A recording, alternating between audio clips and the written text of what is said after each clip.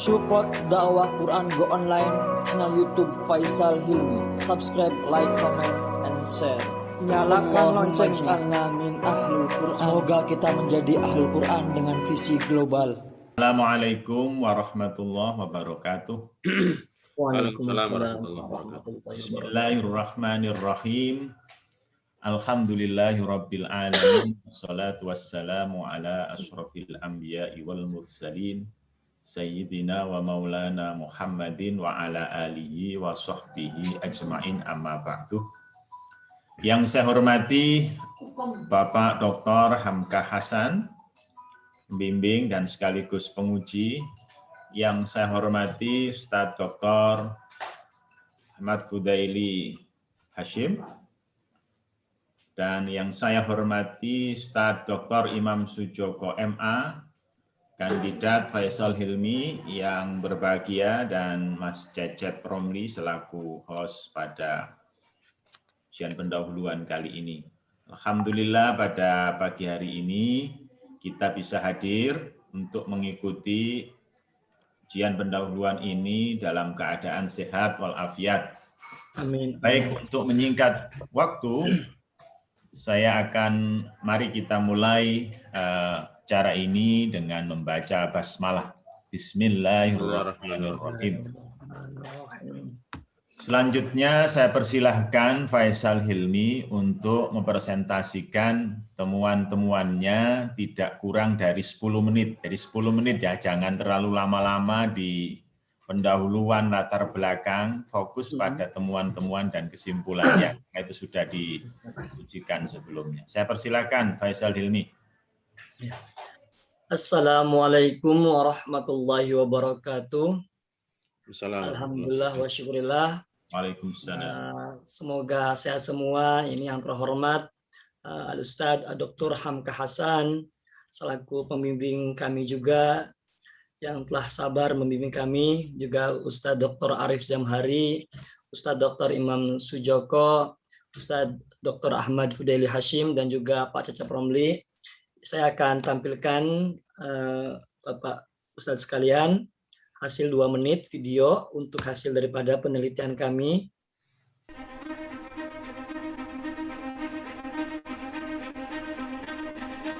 Ini latar belakang kami, setidaknya ada 4 volume. Beberapa ayat yang menjadi motivasi kami. Ini 3 kitab tafsir yang dirujuk, tafsir Nusantara, tafsir Indonesia, 2 rumusan, dan 1 identifikasi masalah utama,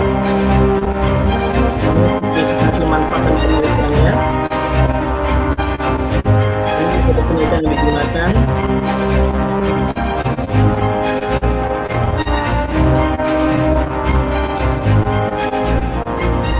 Ini indikator negara maju, ada PBB, World Bank, dan IMF. Ini indikator yang digunakan saat ini, standar dunia.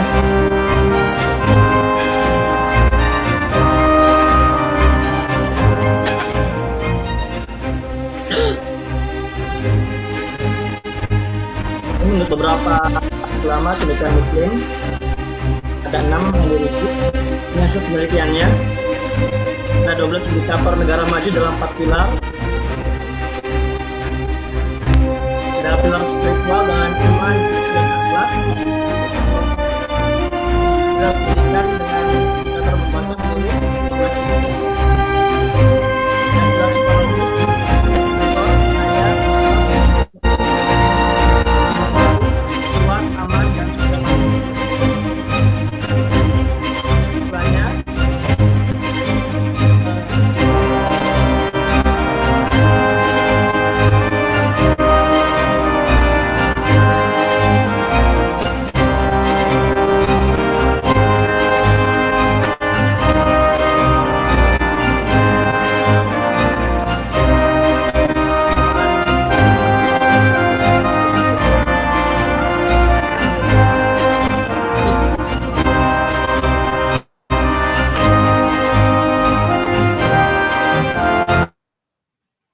Mungkin itu Ustadz.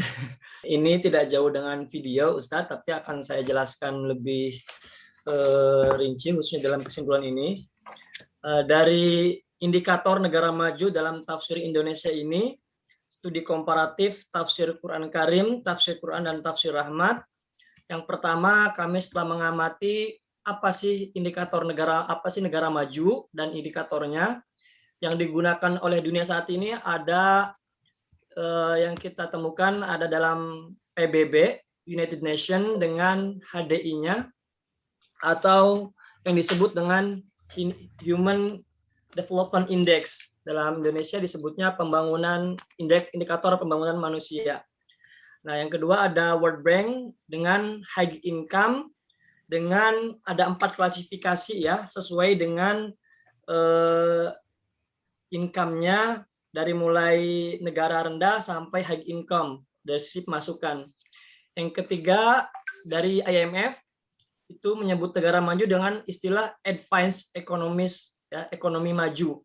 Nah, hanya HDI dari PBB yang memasukkan unsur di luar ekonomi, ada pendidikan, ada kesehatan. Nah, selainnya itu hanya menggunakan indikator negara maju ya, menggunakan ekonomi. Yang kedua mengenai cendekiawan muslim atau alim ulama, ini kami menemukan ada filsuf muslim Abu Nasr Muhammad bin Tarkan Al-Farabi dengan istilah Al-Madinatu Fadilah. Nah, ini lebih menekankan pada sisi spiritual. Jadi negara maju adalah negara yang menekankan sisi spiritualnya. Ibnu Khaldun memandang negara maju itu adalah proses hidup. Jadi sebuah negara itu seperti halnya manusia atau makhluk yang lain, itu ada masa lahir, berkembang, puncak perkembangan, nanti ada juga masa katakanlah hancurnya. Jadi setiap bangsa itu menurut Ibnu Khaldun itu ada 5 proses tersebut. Yang sekarang maju juga akan mengalami masa tersebut. Maka ada pergiliran negara-negara maju atau negara-negara yang memimpin peradaban yang disebut dengan puncak peradaban. Terus Abu Ala Al-Maududi dengan konsep tauhid. Negara maju itu adalah negara yang berasaskan konsep tauhid atau yang disebut dengan teodemokrasi. Asasnya musyawarah masyarakatnya tetapi berasaskan bersandar kepada Allah ataupun Al-Quran dan hadis.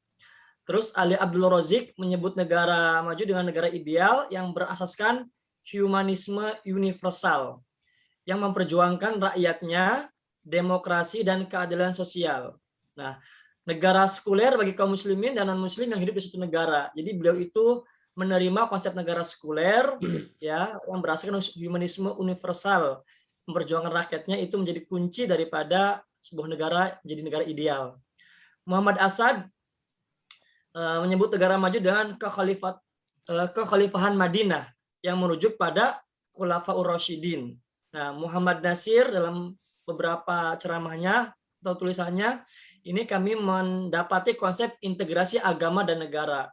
Jadi saat menjalankan syarat agama, justru itu membuat suatu negara menjadi maju. Tidak ada misalkan larangan minuman keras membuat negara menjadi mundur, tidak ada.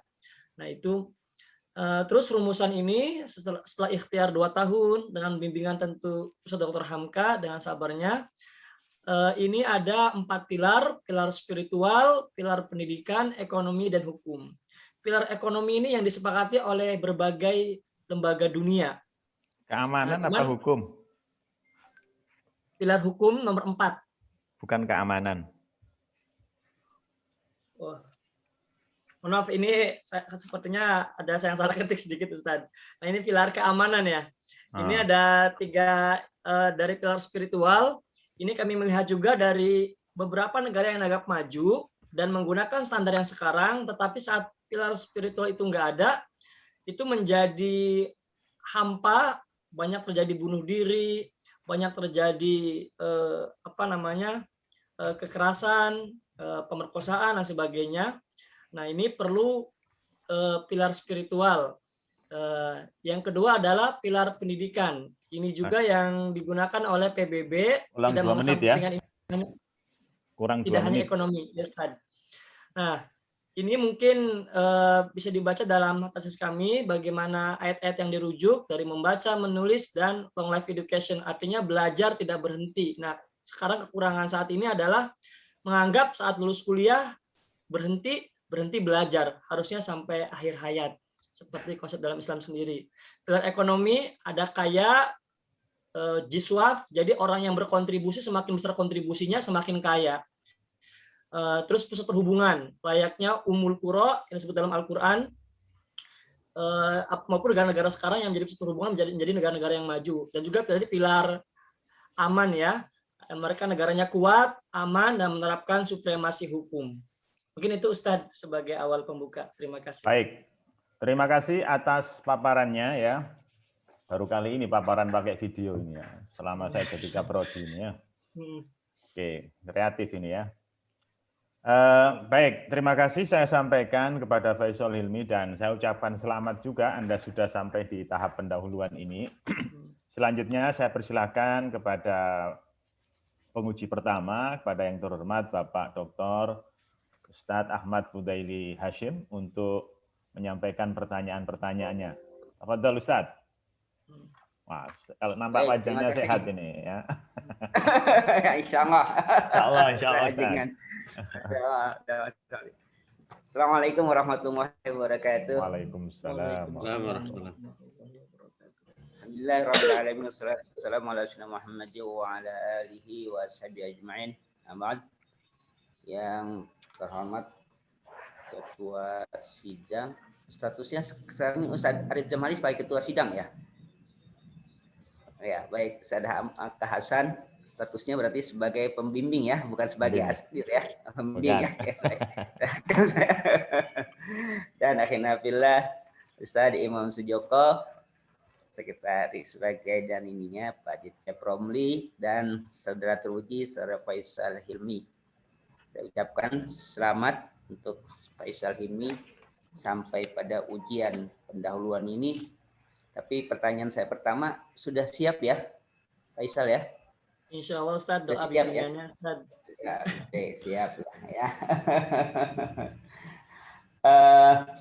Ada dua, jadi diago saya ada dua bagian besar. Yang pertama secara teknis, yang kedua konten ya, teknis penulisan, sistematik dan sebagainya. Yang kedua nanti materi. Secara teknis yang pertama, dalam penulisan judul, indikator negara maju dalam tafsir Indonesia, studi komparatif tafsir Quran Karim, tafsir Quran. Saya masih pusing lah ininya apa namanya, masih judul. Mohon maaf, ini mungkin tingkat kecerdasan saya berbeda dengan pembimbing Pak Dr. Hamka Hasan. Jadi saya ini sudah penulisan memang studi tafsir Quran Karim, tafsir Quran, tafsir Rahmat, ini begini tulisannya ya.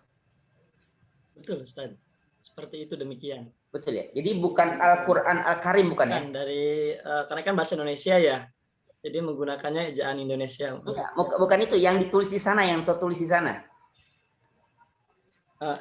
Tafsir Quran Karim, ya betul itu. Ya yang tertulis di bukunya. Ya, tafsir Quran Karim itu seperti judul bukunya yang disusun oleh Profesor Dr. Muhammad Yunus. Terus tafsir Quran oleh Zaidul Hamidin dan Fahrudin HS, dan tafsir Rahmat oleh Haji Umar Bakri. Oke, jadi semuanya nggak ada al semua ya? Tidak ada al semua. Tidak ada. Berarti yang salah jurnalnya Pak Hamka Hasan ya yang salah ya? Karena Pak Hamka Hasan, Pak Hamka, Pak Kusmana, Saida, berapa lagi teman itu ada itu yang menuliskan jurnal berbahasa Inggris, itu menulisnya Al-Quran Al-Karim. Atau bisa saya tampilkan, ada saya cover bukunya ya, Ustaz. Hanya saya komplain, terus juga saya mencari di media pun Al-Quran Al-Karim, makanya saya harus konfirmasi ke antum gitu kan. Jadi antum harus bisa mempertahankan ini gitu. Jadi ternyata penulisan-penulisan yang ditulis oleh teman-teman itu termasuk jurnalnya Pak Hamka itu yang ada di situ, ada Saida, ada Pak Kusmana, ada Pak Hamka itu dengan Al-Quran Al-Karim. Tapi apakah Quran Karim ini menjadi benar atau tidak, itu kan nanti termasuk dalam kritikan harusnya gitu. Karena kita tidak menemukan Al-Quran itu dengan tulisan Quran gitu loh. Ya. Nah ini Ustaz, saya tampilkan di layar Ustaz, covernya Ustaz. Betul. Nah ya alhamdulillah gitu kan. Maksudnya ini yang kita akan intikan, kita akan antum bisa ini kan, bahwa tidak kita temukan di ayat-ayat di hadis Quran itu tanpa al gitu loh. Maka ini harus jadi pembahasan juga gitu. Ya, apalagi Quranul Karim, mungkin bagus lagi Quranul Karim ya, emang jadi apa? Jadi apa istilahnya, sifat mausuf atau na'an matfutnya Quranul Karim, jadi al yang ada Qurannya pun tidak ada gitu kan ya.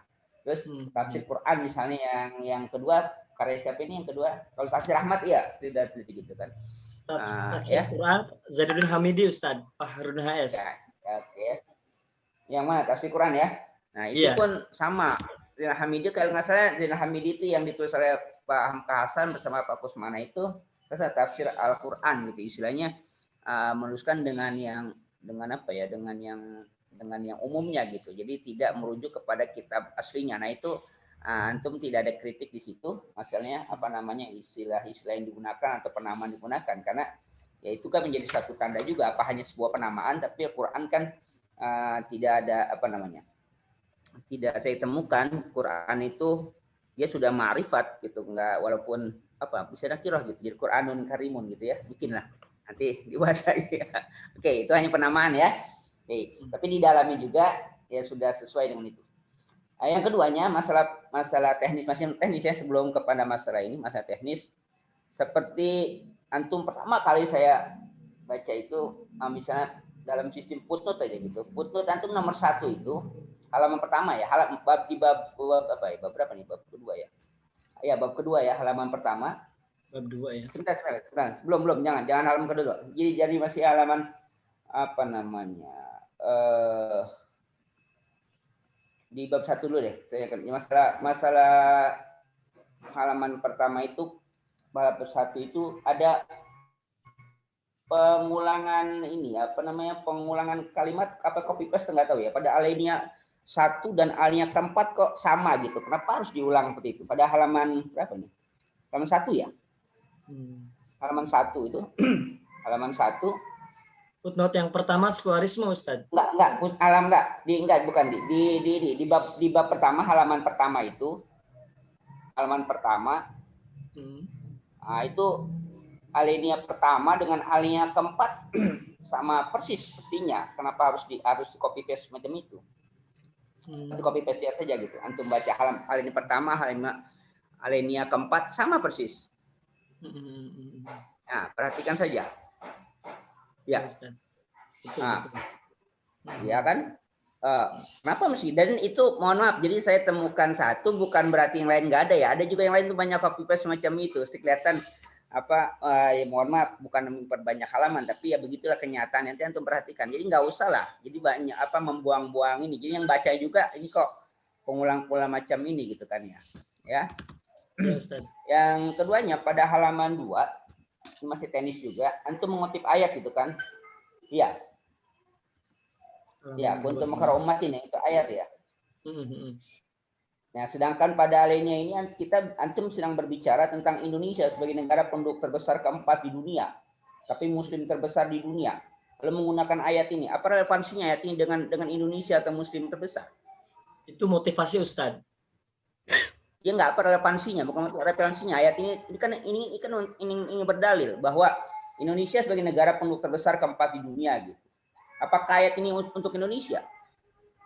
Nah, itu memang yang pertama ini kan latar belakang Ustadz ya. Jadi sebagai peneliti ini harusnya menjadi purpose ayat ini, tujuan daripada termasuk bangsa kita di samping bangsa-bangsa yang lain, umat Islam yang lain. Iya, relevansinya dengan emang ayatnya untuk Indonesia gitu. Kalau misalkan untuk siapa, ya ini tergantung yang meyakininya dan tentu yang mau menjalankannya. Insya Allah kalau Indonesia ini meyakininya dan menjalankannya. Tumnya itu siapa? Enggak, tumnya itu siapa? Tumnya itu kuntum. Domir mukhatab itu siapa tumnya itu? Tadi yang saya sampaikan sih mungkin tafsir kontekstualnya Ustadz ya. Kalau tafsir apa sih namanya? Iya, makanya. Jadi betul maksud saya. Apakah relevan ayat ini dengan kita sedang bicara Indonesia sebagai negara penduduk terbesar keempat di dunia, sedang bicara tentang itu, ya.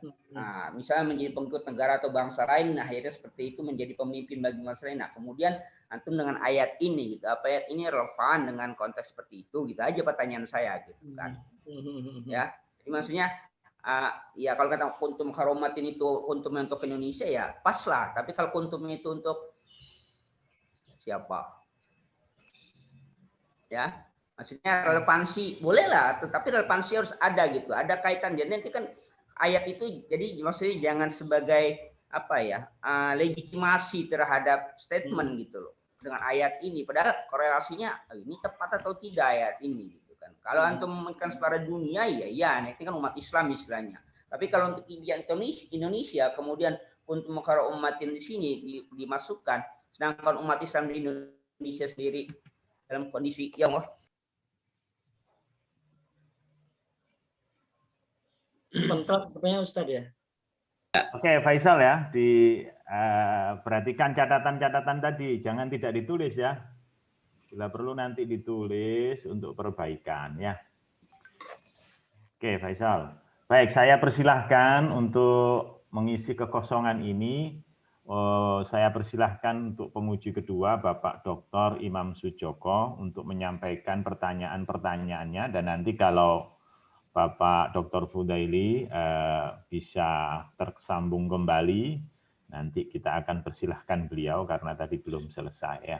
Saya persilahkan pada yang terhormat Dr. Imam Sujoko. Baik, terima kasih Bapak Arif Zamhari, PhD, sebagai Ketua Sidang pada ujian pendahuluan pagi hari ini. Yang saya hormati Bapak Dr. Hamka Hasan sebagai pembimbing dan sekaligus penguji. Dan yang terhormat Bapak Dr. Ahmad Fudaili dan Saudara Faisal Hilmi, kandidat ini ya, peserta pendahuluan, ujian pendahuluan tesis ya dengan judul Indikator Negara Maju dalam Tafsir Indonesia. Ya. Saya ucapkan selamat pada Saudara Faisal Hilmi yang sudah sampai pada tahapan ini dan juga pada Bapak Cecep Romli sebagai host pada acara sidang hari ini. Ada beberapa catatan dari saya ya. Yang pertama terkait dengan hal teknis dan juga nanti substansi. Yang pertama dari kata pengantar nih ditulis saja yang relevan ya, Saudara Hilmi ya. Ini saya membacanya kayaknya mendayu-dayu itu kata pengantarnya curhat ketika duduk bertemu dengan si fulan kemudian tertarik. Kayaknya hal-hal yang nggak perlu nih. Ini kan karya ilmiah ya, namanya kata pengantar kan mengantarkan untuk Anda masuk nanti ya, pembaca masuk ke tesis Anda ya. Jadi yang relevan aja yang ditulis Saudara Hilmi ya. Baik, kemudian yang berikutnya, salah ketik ini masih banyak ya, Saudara Hilmi ya. Salah ketik bagaimana, tulisan bagaimana, kemudian dilihat, ahad, membahas, memabahas.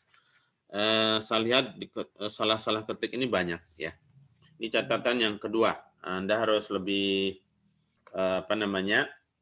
teliti lagi dan lebih ya teliti untuk nanti sebelum ujian berikutnya ya, Hilmi. Kemudian hal berikutnya penulisan footnote ini, Hilmi ya. Ini kok nggak standar sama sekali ya. Antara satu footnote dengan footnote yang lain ini. Dan Pak Rip, ini Dr. Ahmad Fudaili. Silakan Dr. Lanjut. Aduh, Masya Allah. Aduh, pagi-pagi sudah gangguan ini. Iya. Mohon untuk mengutip ayat harus ada relevansinya lah dengan yang kita bicarakan, termasuk juga yang ayat kedua pada halaman berapa nih? Pada halaman 3 juga begitu. Jadi ada relevansinya lah. Jadi jangan asal mengutip sebagai legitimasi terhadap. Kenapa? Karena nanti kalau dikaitkan dengan penafsiran segala macam nggak kontekstual juga gitu ya. Begitu ya nanti ya Saudara Faisal ya. Itu saya. Teknis juga ini saya entah apa mungkin udah zaman jadul saya gitu. Saya pikir ketika memberi nomor halaman itu yang di tengah bawah itu pada bab saja gitu. Misalnya bab 1 pendahuluan itu halaman pertama itu penomorannya di tengah di bawah. Tapi kalau selanjutnya yang saya tahu ya itu kan di kanan atas ya.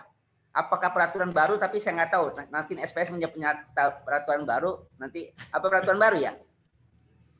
Di bawah semua gitu. Iya. Aturan apa, Prof? Itu yang penomoran halaman itu di bawah semua sekarang itu ya. Di atas, Prof. Oh, halaman selanjutnya baru di atas kan ya? Ya. Oh iya, berarti ini peraturan Faisal sendiri ya? Faisal sendiri itu. Oke. Harusnya lihat teks tesis ya, yang lain ya, Faisal. Lihat teks pedoman juga. Nah, termasuk nanti saya agak ribet membaca transliterasi karena transliterasi yang di-share di saya pedomannya pun tidak sesuai. Saya nggak tahu nih ngutip dari mana transliterasi ini. Jadi penerapannya pun tidak sesuai gitu. Ya. Jadi karena kan banyak yang ditransliterasi, saya harus baca gitu kan. Ya contoh sederhana saja pada halaman sederhana saja nih ya, pada halaman 2 ini saja misalnya khairu ummah gitu kan. Nah, nggak salah nggak ada yang khairu ummah itu tulisannya dengan huruf O gitu kayak di translasi nggak ada itu. Ya. Nanti coba ya Faisal ya. Ya Ustaz. Transliterasinya ini transliterasi hampir seluruhnya begitu. Jadi enggak ya kan kita karena kita membaca itu kan mentransliterasi juga menerjemahkan. Nah, ketika menerjemahkan saya bingung juga mau terjemahkan apa gitu. Dan banyak itu yang hampir setiap halaman transliterasi itu tidak sesuai dengan yang dipegang atau dipedomani gitu ya. Ya begitu ya. Nanti transliterasi pokoknya diperbaiki lah. Dan pedomannya harus konsis dengan pedoman. Dan pedoman yang saya dapat juga yang antum tulis juga. Maka saya bilang ini siap atau tidak. Kayaknya terburu-buru ini menulisnya gitu ya. Ya oke ya gitu ya. Ya baik. Ini masih teknis juga. Maaf. Masih teknis. Jadi untuk footnote saja gitu, untuk footnote. Jadi footnote pada bab 2 ya. Pada bab 2 footnote pertama bahkan itu. Footnote pertama pada bab 2 itu antum mengatakan gaya lah, saya juga selalu gitu antum mengutip Plato gitu. Tapi kok di bawahnya bukannya Plato gitu, justru JA Rafar filsafat politik Plato gitu. Tapi antum mengatakan filosof utama Plato mengatakan bahwa gitu kan. Itu kan ada kutipan tidak langsung gitu. Ya. Jadi ya antum mengatakan Plato ya artinya itu baca buku pedoman lah, bagaimana mengutip langsung, bagaimana kutip tidak langsung lah. Ya gitu ya. Ya Ustaz. Ya. Nah, footnote nomor 2 juga begitu ya. Footnote nomor 2 juga begitu. Ya. Ya, footnote nomor 2 seperti itu. Ya, jadi antum harus baca kutipan langsung, kutipan langsung. Nah, coba antum lihat footnote nomor 10. Footnote nomor 10. Nah, jadi pasal nomor 10 ya, di halaman pasal nomor 2 ini. 16 jadi ya. Maksudnya itu 16 dan 10 ya. 16 ya, yang antum kutip tentang apa? Tentang apa tuh? Cara belajar mengajar di Universitas Negara Maju, Ustaz. Oh iya. Iya, di situ. Itu ada cara belajar mengajar itu. Tapi yang di atasnya itu kan sebenarnya kan siapa yang antum kutip itu? Profesor Dr. Made gitu ya kan? Iya. Yes. Iya. Yang itu antum kutip. Kenapa di bawahnya itu langsung cara mengajarkan? Harusnya kalau memang seperti itu kan berarti ada penulisnya kan? Ya. Yes, Ustaz. Ya kan harus ada penulisnya. Kayaknya ini salah ketik nih Mademi datanya di tengah ini Ustaz. Salah ketik ya, makanya itu nanti kesalahan harusnya kan sudah tidak kesalahan lagi gitu ya. Yes, Ustaz. Ya. Sama footnote nomor 11 antum motif KBBI, tapi di sana tidak ada KBBI yang antum inikan. Ya. Ya, antum motif KBBI, tapi di situ KBBI kan mudah dicari. Ya. Tapi antum tidak KBBI di situ yang antum munculkan gitu, ya. Bahkan yang ini banyak kutipan itu kutipan putus 1, 2, 6, 18, 19 itu JH Rafar dalam bukunya Filsafat Politik Plato gitu ya. Jadi akhirnya buku itu yang dikutip.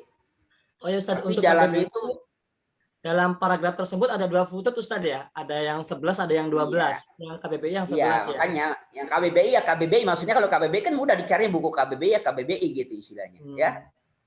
Ya.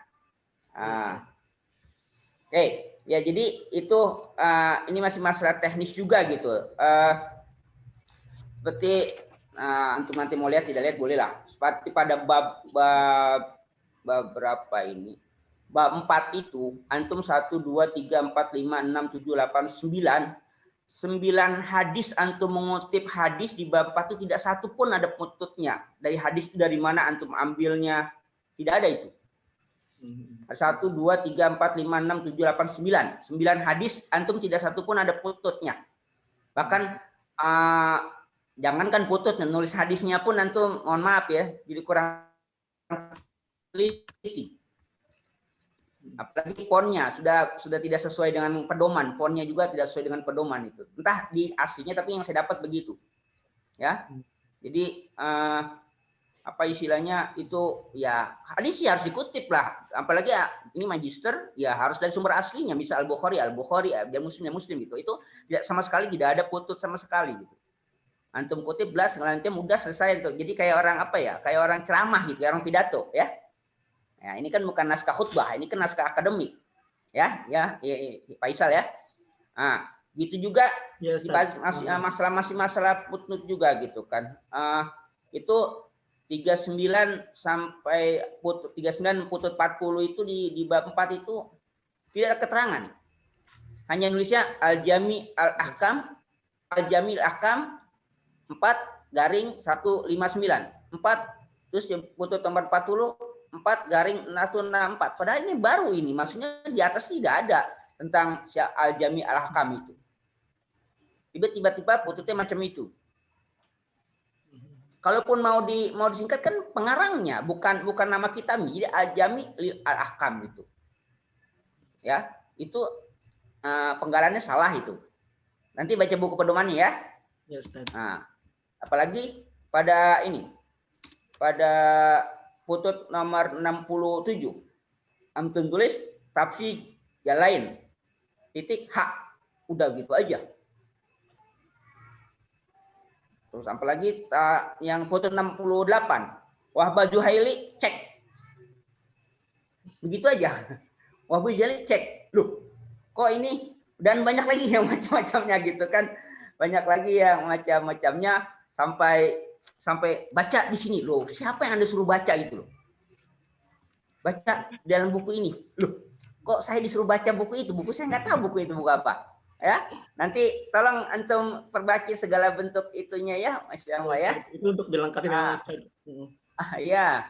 Jadi apa ya istilahnya banyak saya kayaknya kali ini yang ujian yang banyak saya ini kan yang banyak saya berikan catatan gitu. Karena catatan sampai 4 halaman saya berikan di sini.